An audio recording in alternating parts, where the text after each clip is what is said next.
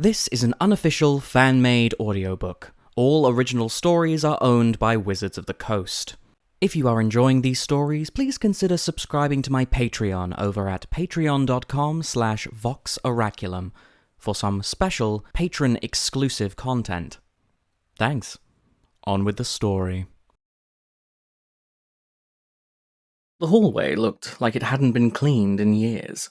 Cobwebs choking the corners, and grime streaking the faded wallpaper. Every footstep lifted a small cloud of dust from a tattered rug as the rescue party walked along it, moving with careful, tactical precision. Kaito led the group, with the Wanderer close behind. Both had their swords out and ready, eyes scanning the hall for signs of Nashi. Simone followed them, her own eyes fixed on one of Niv-Mizzet's scanners, which he clutched in both hands like some sort of strange technological security blanket. Taiva and Nico brought up the rear, both prepared for something to jump out at them. Himoto made a chittering sound and swiveled on Kaito's shoulder, looking back the way they'd come. The rest of the group stopped to see what she was looking at. All save Simone, who kept walking forward with her eyes on the screen, and stopped when she bumped into the Wanderer. "Huh?" she asked, glancing up and blinking owlishly. "The door's gone," said Kaito. "That's ridiculous. Doors are static structures. They can't just..." Simone turned and paused. "The door's gone." "We tread carefully from here, friends," said Taiva.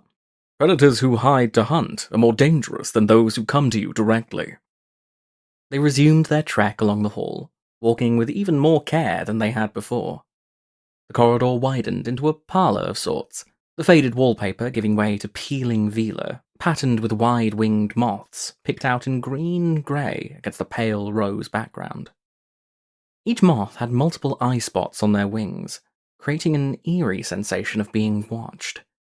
More halls branched off from here, openings adorning each wall, and paler squares on the walls showed where pictures had fallen or been removed. Simone frowned, looking from her monitor to the room and back again.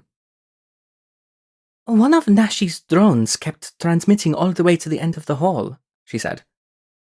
"This isn't the same room it recorded. How is that?" "Nico, the most dangerous labyrinths can rearrange themselves when left to their own devices," said Nico. "Nothing says these aren't unique to Theros." Kaito nodded. "We don't know whether it can only move when no one's looking. We stay close together. Someone should be able to see you at all times. Understood?" "Yes," said Nico. Himoto chittered. Keeping close together, never turning their backs on each other, the group began to explore the room, looking for some sign that Nashi had been here. Or that anyone had been here, really. Kaito moved to the center of the room, taking a deep breath. "Watch me?" he asked the Wanderer. When she nodded, he closed his eyes. His training had involved learning more than he would have thought possible about the movement of air. Swiftarm had been insistent that understanding space would make it easier for that space to be exploited to suit a warrior's needs. Under his tutelage, Kaito had learned how to step into a room and feel from the way the air moved against the skin whether he was the first to disturb it recently, or whether he was walking just behind someone who had slipped out another door. This room felt like the central hall of the academy, the air so disturbed and distorted that it was moving in every direction at the same time, never settled, never still. Kaito frowned and opened his eyes, finding the Wanderer watching him intently, no more than a few feet away. "I don't know if Nashi was here recently, but someone was," he said. "The air's all over the place." "The air?" asked Nico. Simone, meanwhile, nodded enthusiastically. "It's a well-documented phenomenon. Haven't you ever walked into a room and been absolutely sure that you just missed someone?" Nico nodded, more grudgingly. "Yes." "And haven't you usually been right when you felt that way? Well, that's because your instincts are keyed to the presence of danger on a level the conscious mind can't normally access. They can tell by the way the air hits your skin whether it's been disturbed recently. Some people can learn to read that sense on a conscious level, but it's very unusual. Takes a lot of training." That's our Kaito, said Tyvar brightly. Master of subtlety. So, why do I like you again? Because our foes are so preoccupied by my brilliance that it makes your job easier, said Tyvar. Simone blinked at him. He's smarter than he lets on, said Kaito. But subtle? He's not. So, someone was just here, said Nico. Do we try to follow them? That might be unwise, said the Wanderer, picking up a frame that had been shoved behind several empty ceramic jugs. The picture it contained looked printed rather than painted, showing a family of 3, man, woman, and teenage daughter, all turned toward the original painter. The faces of the adults had been scratched out, reduced to white scabs on the paper, while the daughter continued to smile serenely at the people in the room. Gingerly, the Wanderer placed the picture back on the shelf. I don't know if we want to find the people who live here, said Simone. Nico stepped forward. When we did labyrinth exercises on Theros, we would search in a pattern to help us be sure we didn't miss anything. Take the right-hand turn, and keep following to the right until and unless we wind up back where we started. That way, we're never lost. And we know what we haven't looked at yet. We don't want to find the locals, but we do want to find Nashi, said Kaito. And we want to get as much data as we can for the research team, said Simone, aiming her monitor at the picture. It beeped, apparently recording something. She gave a satisfied nod. Right-hand turn? This tactic matches simple fractal logic. Glad to have your approval, said Nico, and indicated the door to their right. This way. They began walking.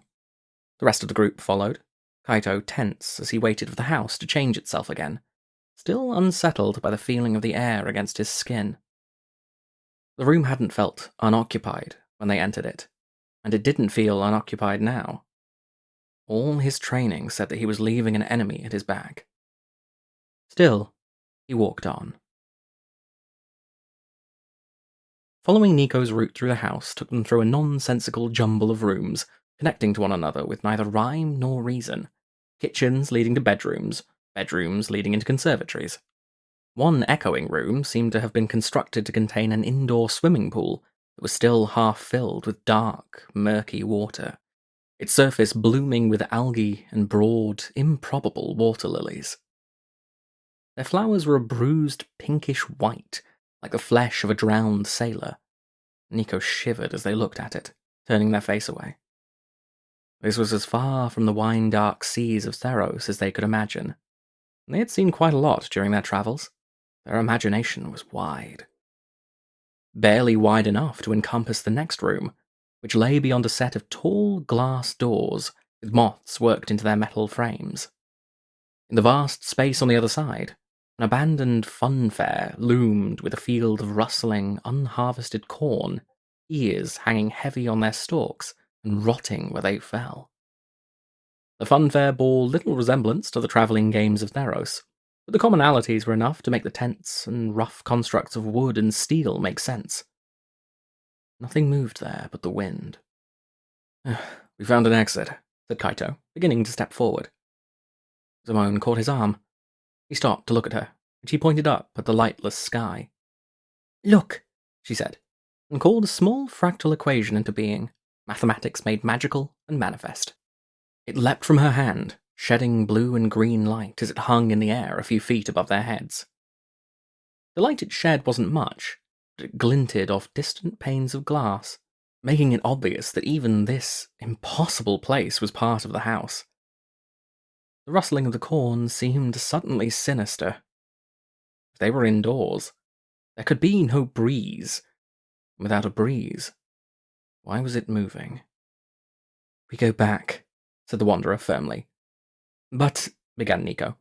We go back, she repeated. Royalty speaks in commands, and commoners answer in action, said Tyvar, amiably enough, and the group turned away from the looming, terrible shapes of the deserted amusements, moving back into the room with the pool. Where I'm from, we elect our leaders, muttered Nico, and Tyvar laughed. The water looked no less dangerous on their return visit, no less likely to drag down anyone who got too close. Even close to the wall, they walked on, back through a door that should have taken them into a pantry filled with half-empty jars and bushels of rotting root vegetables. Instead, they found themselves crossing an echoing ballroom, cobweb-snarled chandeliers dangling overhead, and cracks patterning the windows. Still no sign of Nashi. Kaito paused, looking up the windows. Maybe a rooftop view would be of use? No, said the Wanderer, with absolute firmness. Kaito turned, eyebrows raised. She shook her head. You were the one who realized we had to stay ever visible to one another. None of us would be able to follow you. I might, said Nico. I wouldn't trust might in a place like this, said the Wanderer. It wouldn't matter anyway, said Simone. They turned to her. She had slung her monitor against her hip and produced a paper notebook from inside her vest, pencil moving fast as she wrote her calculations. The architecture of this place doesn't make sense. Some of the angles measure differently depending on whether you look at them from the left or the right. If you climbed to the windows above us, you'd be just as likely to come out in a basement or an attic. And you'd still be in the house either way. Tyvar scoffed. It's only a house. How large can it be? Large, said the Wanderer. Collectively, they switched their attention to her.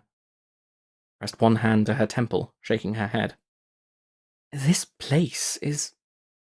I can't walk the plains any longer, but I can still feel them, the way I did when they pulled me across the blind eternities without my consent. This place is wrong. It feels encased, like a moth caught in amber, and rotting from within. I'm not sure anything remains of what was once here, except the house. There are some fungi that will swallow entire hillsides if allowed to grow unchecked, said Tyvar, uncertainly. Yes, like that, said the Wanderer. This feels like a shell surrounding everything there is of what once was, and I fear it has no limits. We should return to where we lost the door back to Ravnica, see if we can't find a way to open it again. We're pretty smart, said Simone.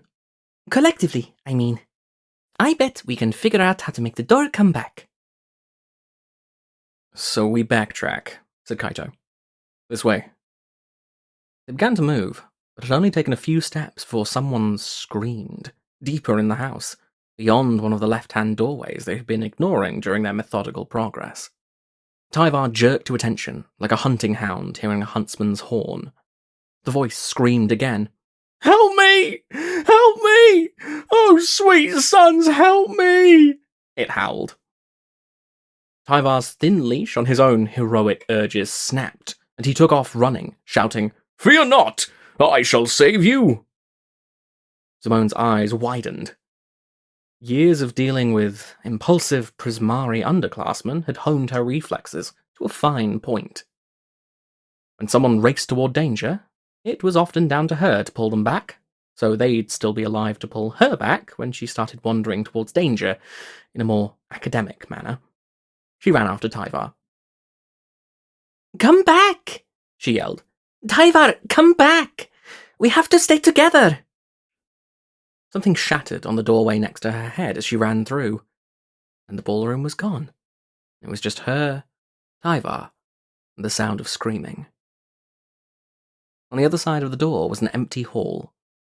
There was no one there. No one in danger. No one screaming.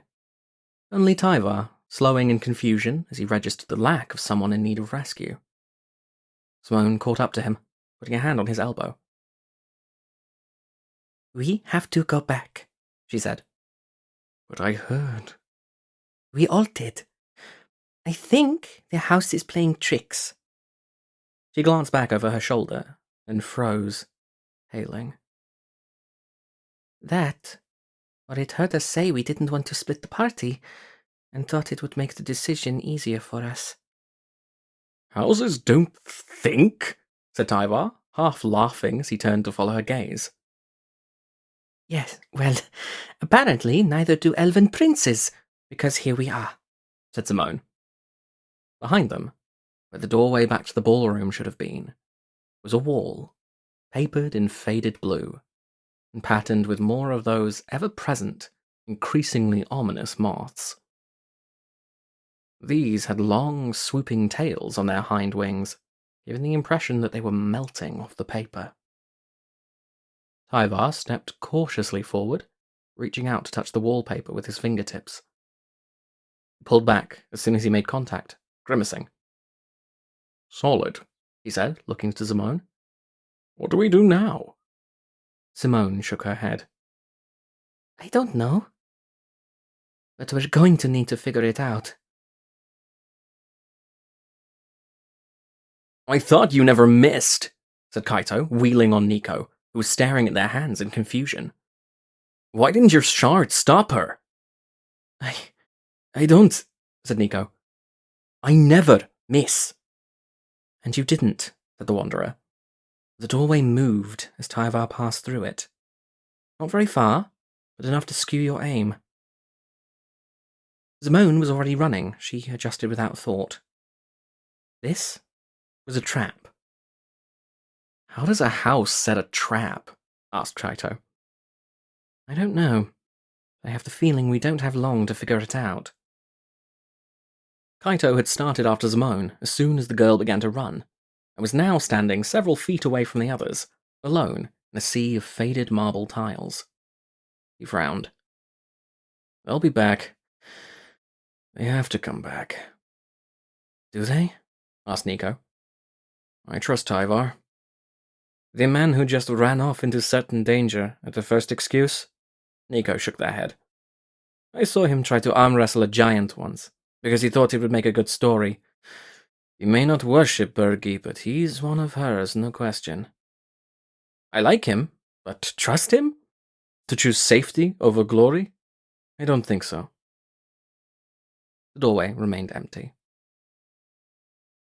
I think... Kaito chewed the inside of his cheek briefly.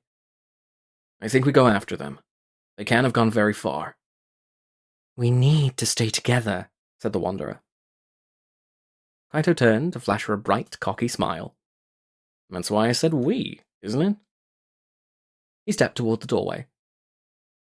The floor he stepped onto opened, like the mouth of a lamprey, wide and circular, and ringed with jagged, downward-facing teeth. Kaito fell, barely managing to jam his sword into the remaining sliver of the floor before he dropped entirely out of sight.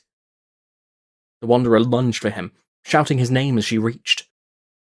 He reached back, and their fingertips almost brushed before the hole in the floor gaped wider, dislodging his sword, and Kaito fell into the blackness, Emoto's eyes the only light that tracked his descent. The Wanderer tensed as if to jump after him, only to stop when Nico grabbed her wrist. She looked back at them, disbelieving, and they shook their head. No, they said. Not even for Kaito. He's the only one of us who can get out on his own. He's got this. Desperate, she looked back to the hole, and that it too was gone, replaced by smooth floor as if it had never been.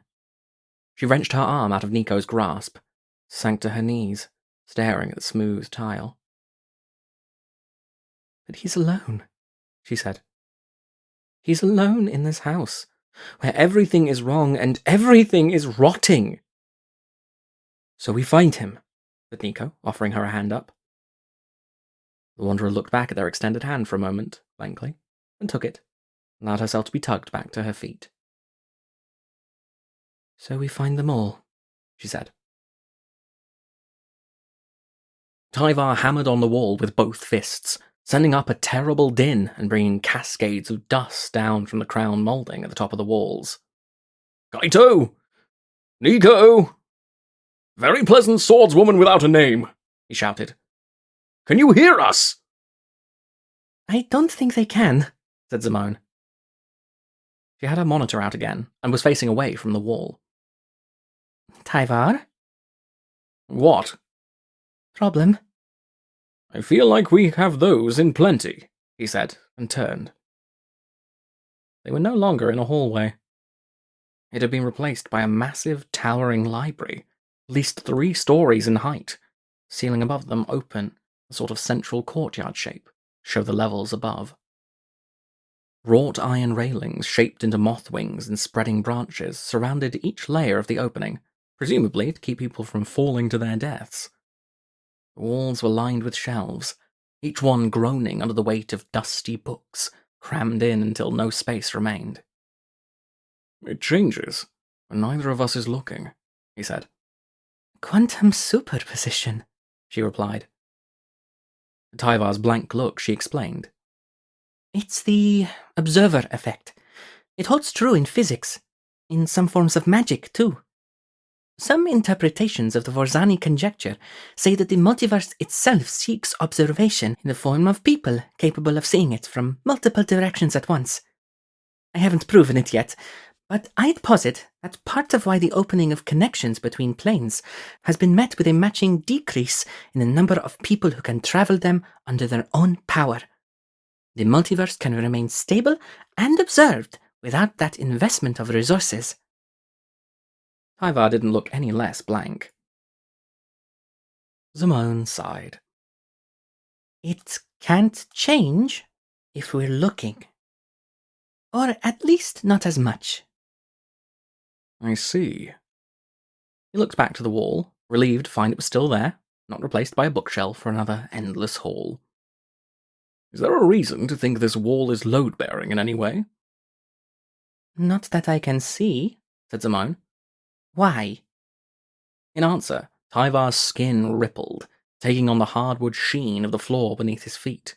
He pulled back his arm, slamming his fist into the wall hard enough to send fractures racing through the wood beneath the wallpaper. Ah, said Simone. Violence. She should probably stay and watch him fight the wall. She knew that. Looking away risked losing him. The sound of him punching his way into the body of the house was loud and consistent enough that she wasn't particularly worried about him disappearing without a trace. Sometimes, being the elvish equivalent of a law-hold stone mover had its advantages. So she turned, and began scanning the shelves around them, making note of the titles she saw represented there, seeking patterns.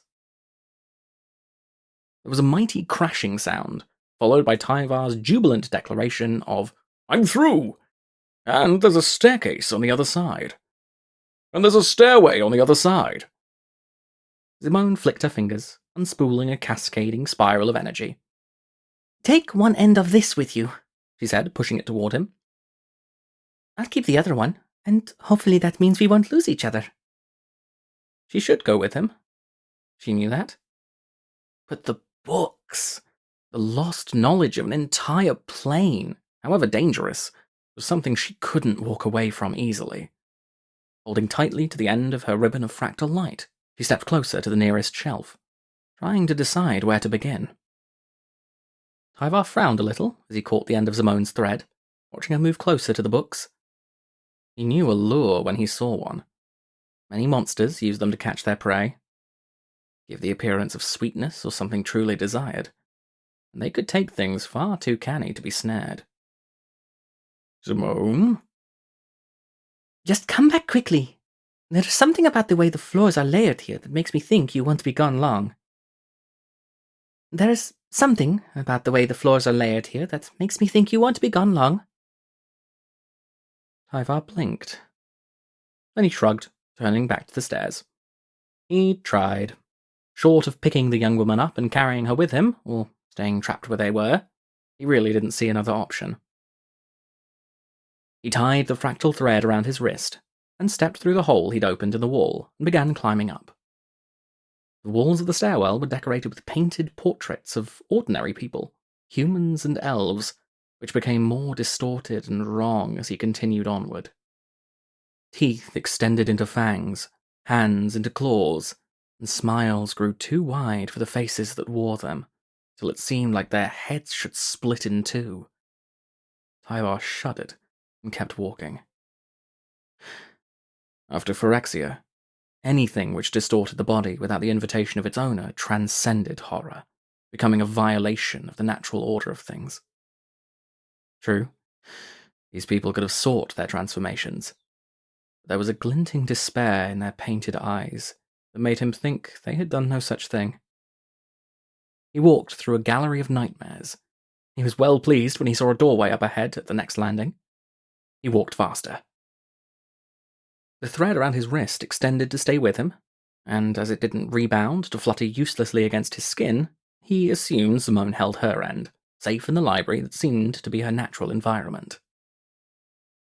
Tyvar kept walking, stepping through the doorway and into a narrow aisle between heavy-laden bookshelves. They were filled with dusty, tight-packed books. He was back in the library. His stomach sank. He continued onward to the end of the aisle, where he heard Simone's voice call, "Psst! Tyvar! Over here!" He looked to the left. There was Simone, the other end of the thread tied around her own wrist, waving vigorously with her free hand. He walked toward her, dispirited. "I fear we may be in dire danger, friend Simone," he said. She nodded. "I think you're probably right. Come help me move the archivist ladder. I need to get to the top shelves." She tugged the thread, which dissolved into glittering light as it fell away, and walked deeper into the library. Not wanting to lose sight of her again, Tyvar followed.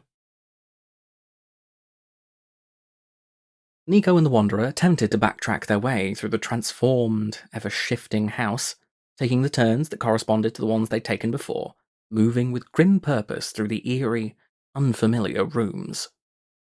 For a whole series of lushly appointed parlours and bedrooms, the air was so hot their clothing became almost unbearable, leaving them miserable and sweaty. It was followed by a long corridor with walls of glass that looked like it had been built for a grand royal conservatory, a passage for the gardeners to use in their daily labours. But outside those glass walls was no garden green, but a drowned world of flooded rooms, filled with rotten, floating furniture and bloated books that floated to and fro on impossible currents. "I'm going to take a bold stance and say that I don't like it here," said Nico. "It's pretty awful, actually." The Wanderer cracked a slight smile, the first since Kaito's disappearance. "I think you'll find a general agreement to that position. I'm sorry about your friend." Nico paused, then added, "The one we came here to find." "Nashi, yes. His mother was very dear to me, and I owe his family a great debt. She died in the invasion." "I'm sorry to hear that." "I was sorry to kill her." Nico shook their head. "If she died in the invasion, you didn't kill her. Phyrexia did. You just made sure it would stick." The Wanderer sighed. "If I could believe that, I might sleep easier.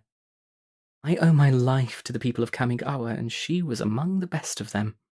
She may have died at Phyrexia's hand, but we've seen some lost that way return to us.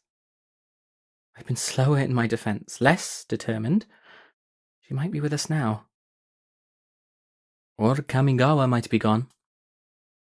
The Wanderer blinked. She hadn't considered that. So for a while they walked in silence, her thoughts threatening to overwhelm her.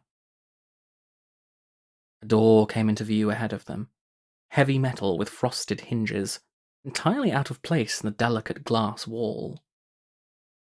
Both frowned, but it was Nico who reached for the latch, pulled the door open, releasing a burst of freezing air. Cautiously, they slipped through. The door swung shut behind them, sealing them in. They were in a cold room, stone floors, heavy iron chains hanging from the ceiling, the hooks on their ends driven into massive cuts of meat. The Wanderer scanned the raw, skinned bodies, relieved when she saw nothing that appeared either human or Nezumi. The house didn't bring them here to gloat over Nashi's death, at least. Not yet. Nico and the Wanderer moved in silence between the dangling cuts of meat, careful not to lose sight of one another. The house had already claimed 3 among their number. All they could do now to help their companions was make it back to Ravnica and ask Niv Mizzet for aid. Surely he had a plan for what to do if the first team went missing. Surely he would give them the resources to bring their people home. Surely. The cold room seemed almost endless. There were no walls in sight, only hanging carcasses and chains, waiting for the delivery of the next kill. Abruptly, Nico thrust their arm out, stopping the Wanderer from going any further. She shot them a sour look. They nodded toward the far end of the room. They could see the chains swinging back into place, as if something massive had pushed the hanging carcasses aside.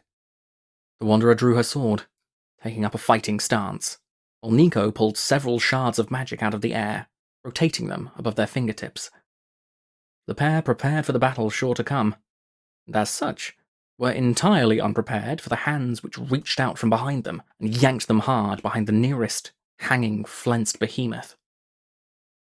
Whatever it had been in life, it had resembled some sort of sloth, all solid muscle and long limbs tipped in wicked claws. Now it was a serviceable wall. Nico and the Wanderer whirled, ready to fight. The pale, narrow-faced man who had pulled them behind the beast backed away, hands up like he was trying to ward them off, pressed a finger to his lips, pulling a sheet of paper out of his pocket, holding it out to them. There, written in several scripts, including Theron and Kamigawan, was the phrase, "Be quiet." It didn't translate exactly. The Kamigawan text read, "Utter no sound," but the meaning was the same, no matter what. The pair looked at him in quizzical silence, and he nodded exaggeratedly before pulling a slingshot out of his other pocket. He produced a ball of what looked like blood-matted hair from the same pocket, slipping it into the slingshot's cup as he pulled it back, and nodded toward the room behind them. Nico and the Wanderer turned to peer around the edge of the carcass into the chain-filled gloom. As they watched, a figure came stalking through the carcasses, tall and wiry. Wild and unkempt hair sprouted around a mask which covered the upper part of its face, revealing only two mad, searching eyes. He wore a canvas apron covered in unmentionable stains, carried a cleaver. The stranger pulled back the cup of his slingshot even farther before letting fly, sending the ball of bloody hair sailing into the dark beyond the figure. He missed. The figure continued to stalk silently, menacingly toward them. Then, the ball of hair hit one of the distant chains, setting it rattling. The figure whipped around with terrifying speed to face the sound.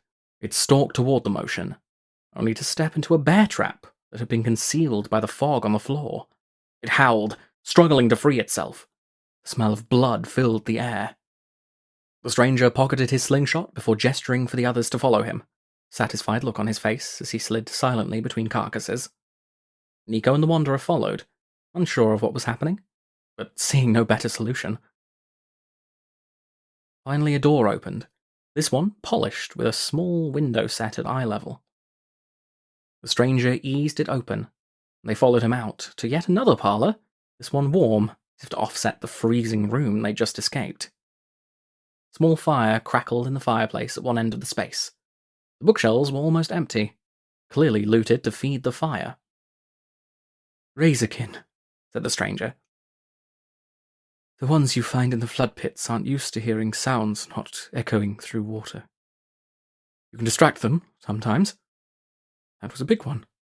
You wouldn't want to fight it head-on. You'd lose." Nico, meanwhile, was giving the newcomer a frank once-over. He had spiky, scraggly black hair, wore a long, loose jacket vest over clothing that looked like it had been patched together from a dozen different sources. Nico was sure some of the pieces had originally been wallpaper. "What's your name?" they asked. "Winter." "How long have you been in the house, Winter?" "Most of my life," said the stranger. He shrugged. "There isn't anything else. The house is the world, and the world is the house. And once it has hold of you, there's nowhere else to go. You'll see that soon, if you don't already. You belong to Duskmourn now."